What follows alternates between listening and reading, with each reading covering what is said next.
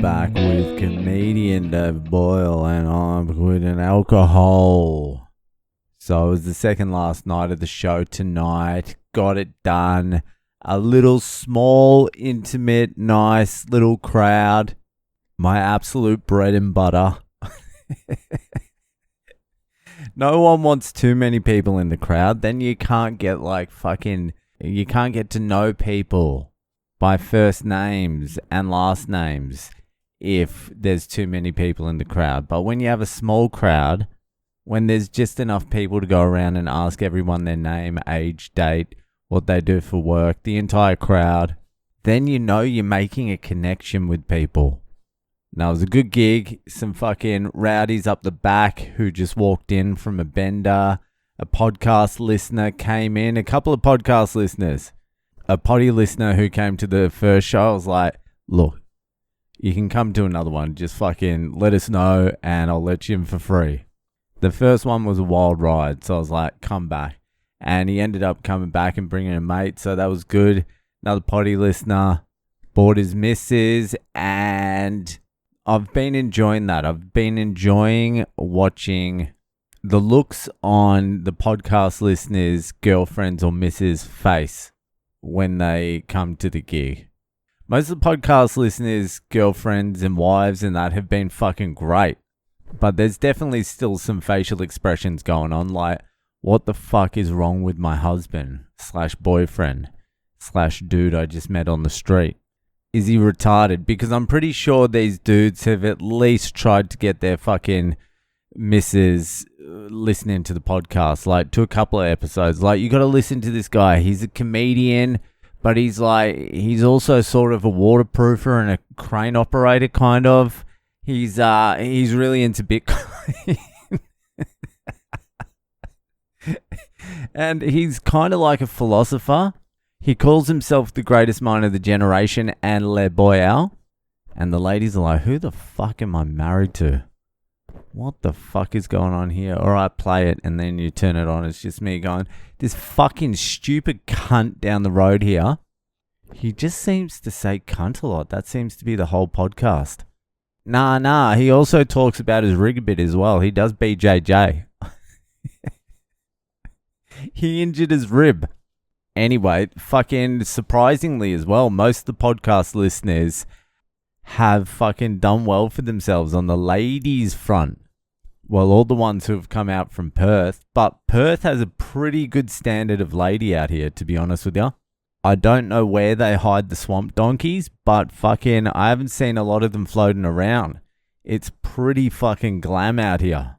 I'm sure there's a few swampies fucking lurking around the universal dance floor on a Friday night, but fucking I'm not spending a lot of time on there. So it just looks like fucking the level's high here. So I suppose you could be a deadbeat that listens to this podcast and still get a fucking hot misso. Anyway, I've enjoyed it. I've got one more show left tomorrow night, and then I will probably fucking take the Dexy and the caps that fucking the listeners are giving to me and try and ride them out until my flight. Maybe I'll take them early. I'm not sleeping till 5 a.m. these days anyway, so let's see how it goes. Anyway, it's fucking Monday. We're at another fucking Monday, and we've got a long ass boiled today, so I'm going to skip the fucking shit. Actually, just fucking send in some fucked up Fridays. Don't worry about the ass boils. The ass boils are sorted. We need stories. Get on the stories. Head to my website, boylecomedy.com. Anyway, let's get to this week's ass boil time. Managed to sneak it in. Anyway, this week's ass boil was sent in by Justin Ben Skoda. The man, the myth, the legend out there in fucking LA. If you haven't heard my episode with Juzzy B, then go to my Patreon because we did one and it was a fucking great episode. Great man. Anyway, here's Juzzy's fucking question. All right, I've got a question for the greatest mind of our generation, especially since you're now the leading economist of our time. Me and the misso been renting the same spot for like 8 years. A shot out little house in the part of town where bulletproof vests are a good idea. But it's cheap, in brackets, for California. And it afforded us the opportunity to stack our chips. But we just got our 60-day notice to move out. And since rent for a suitable place where we live is going to be like $4,000 a month, we figured we'd just buy one. The wife works for a tech company, the trade desk, and we get to buy stock at a fixed rate that basically multiplies her income 10x. We've got enough money in stock to put like $1 million down, but that would wipe us out.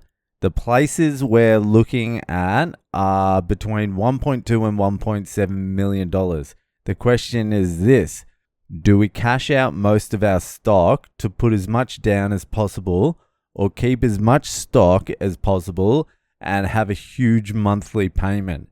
The payment would be as much as $10,000 per month if we do the latter.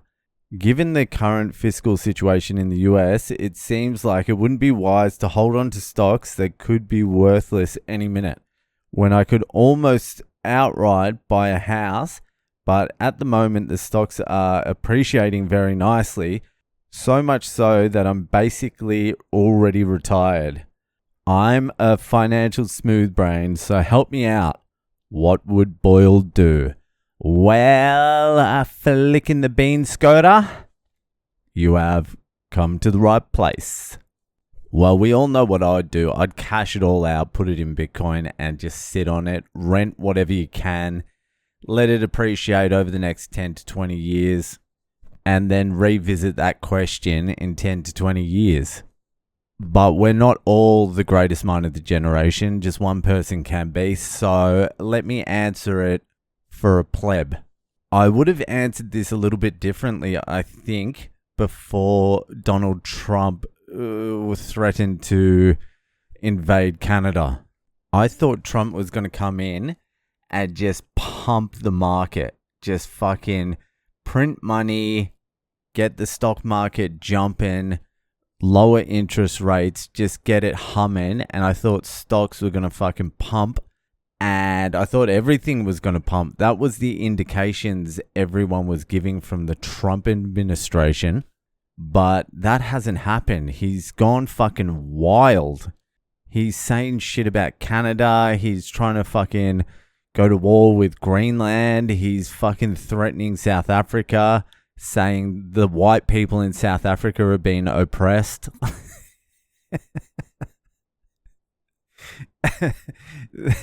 The 18 white people who live over there that own everything are being oppressed. And I'm sure there is 6 or 7 South Africans out there having a hard time. But I have seen footage of the shanty towns that go as far as the eye can see. And not a lot of whiteys in there, to be honest with you. Anyway, since Trump has just become a complete fucking loose unit, people are going to say he's playing like 4D chess as well. Like all his like hardcore supporters, like he's playing 4D chess. He's not even playing 1D checkers. He's just flailing. But the good thing about Trump is if something good happens, he'll claim it. He's flailing, but if something good happens, he'll claim it. And if something bad happens, he'll just blame it on the libs, the libtards. So no matter what, he's sorted. He can just flail. Anyway, he's so fucking unpredictable. So I would have said to you before Trump came in, I would have been like, fucking wait till about fucking October this year, November this year, and see what the stock market's doing. Because, and I still think it's going to happen, but I don't know if it's going to happen like in a month or 2 months or whatever. He's got a weaken the US dollar, which is going to pump the stock market. And there's going to be like a multi-month, not like a year, but like maybe 3 to 4, 5 months. The stock market is just going to absolutely fucking rip. And then there's going to be a cataclysmic event of some sort. A cataclysmic economic event of some sort.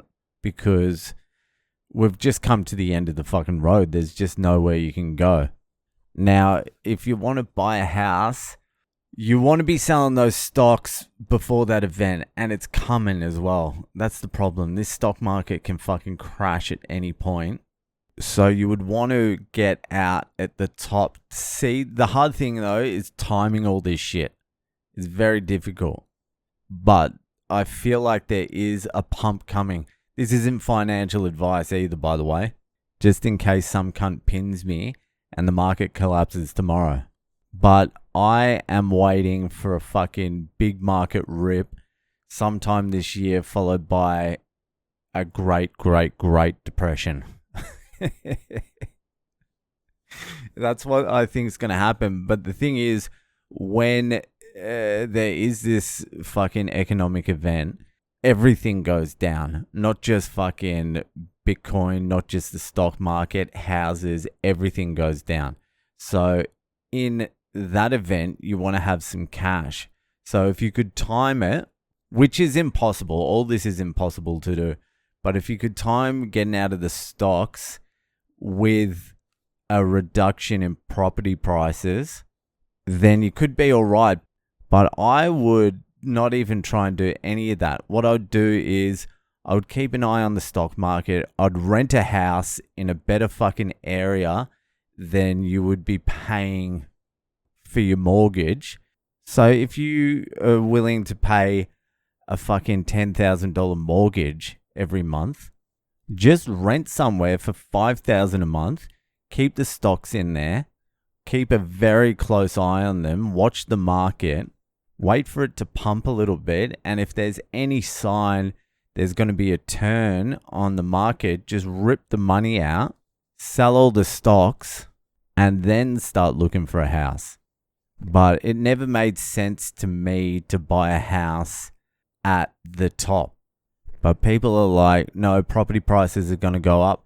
Property prices don't even track inflation. The S&P, which is the stock market, that tracks inflation. So if you just keep your money in the S&P, even if property prices go up, so will the stocks. That's a very general statement. So you're not going to get priced out of the game unless that particular stock collapses. Like over the next 9 months, the stocks could go up fucking 30-40%, but house prices aren't going up 40%. They're going up like 8%. You know what I mean? So you're going to make more money in the stock market in the short term. So I would keep a very close eye on that, rent somewhere, and fucking try to pull out at the peak.